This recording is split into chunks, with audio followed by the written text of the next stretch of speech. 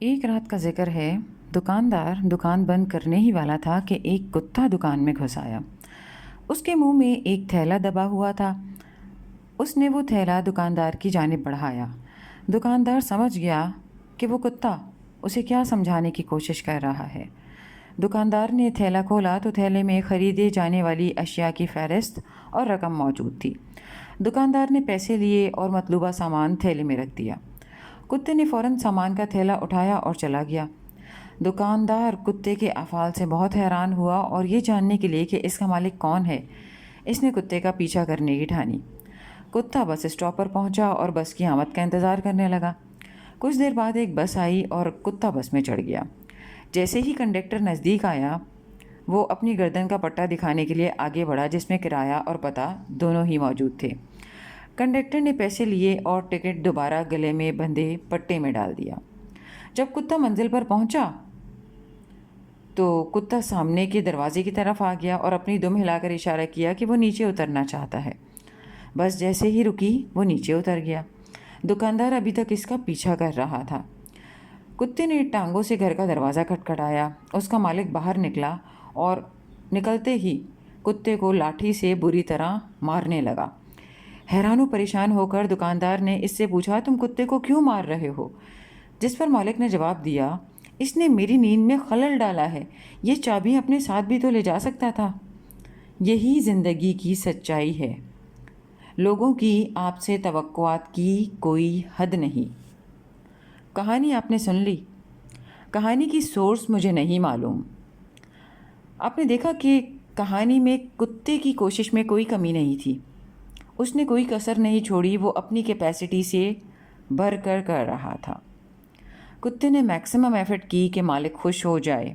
کتا ایمانداری، لگن اور محنت کے ساتھ ایسا کام کر رہا تھا جو شاید مالک کو خود کرنا چاہیے تھا، لیکن اس کے سیلف سینٹرڈ مالک نے اسے سراہنے یا اس کا احسان ماننے کے بجائے اسے مارا، برا بھلا کہا۔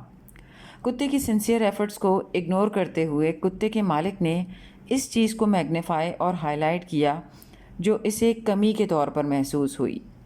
یعنی مسئلہ کتے کی محنت یا نیت میں نہیں تھا، بلکہ مسئلہ مالک کی and less expectations, victim mentality اور کتے کی جانب سے کیے گئے احسانات کو اپنا حق سمجھنے کا تھا۔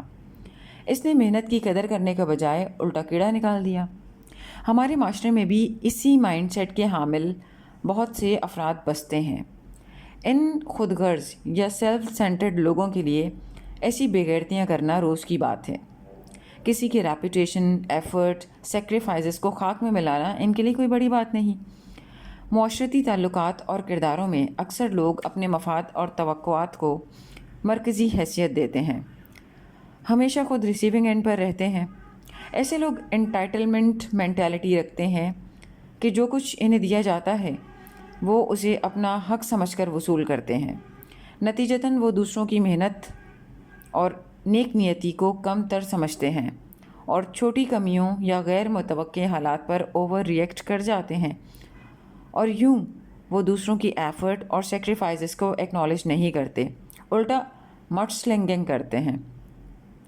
یہ جو نان ڈوئرز ہوتے ہیں نا، یہ بڑے اچھے کریٹک ہوتے ہیں۔ ایسا کیڑا نکالیں گے کہ عقل دنگ رہ جاتی ہے۔ خود کو بڑا اسپاٹ لیس سمجھیں گے، اپنے گریبان میں نہیں جھانکیں گے کہ ہر حق کے ساتھ ایک فرض بھی جڑا ہوتا ہے۔ آپ کی ہر کوشش انہیں کم لگے گی، آپ جتنے مرضی انہیں فیورز دیں یہ انگریٹفل ہی رہیں گے۔ You can't satisfy an ungrateful person. آپ کسی ناشکرے کو جتنا مرضی سرو کر لیں، وہ اپنے اندر کے خالی پن اور گریٹ ایکسپیکٹیشنز کی وجہ سے کبھی سیٹسفائی نہیں ہوگا۔ وہ اپنی شعوری حالت کی وجہ سے آپ کی ہر ایفرٹ کو زیرو ہی سے ملٹیپلائی کرے گا، بلکہ وہ آپ کو سیلف ڈاؤٹ میں بھی مبتلا کرے گا کہ جو کچھ تم کر رہے ہو یہ تمہارا فرض ہے، تم کوئی احسان نہیں کر رہے۔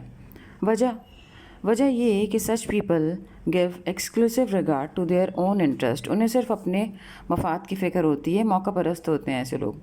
ایسے شخص کو آپ خوش نہیں کر سکتے۔ آپ کی پروڈکٹیوٹی اور ایفیشنسی دونوں بری طرح متاثر ہوں گی اگر آپ ایسے سیلفش لوگوں کو خوش کرنے کے چکر میں اپنا ٹائم اور انرجی ویسٹ کریں گے۔ لہٰذا stop overplaying your role and don't be over nice. بڑا مشہور ڈائلاگ ہے کہ جینے آئے ہیں، کسی کو پسند ہونے نہیں آئے، اپنی مرضی سے جئیں گے. So you can't be everything to everyone and nothing to yourself. Take care. بہت شکریہ.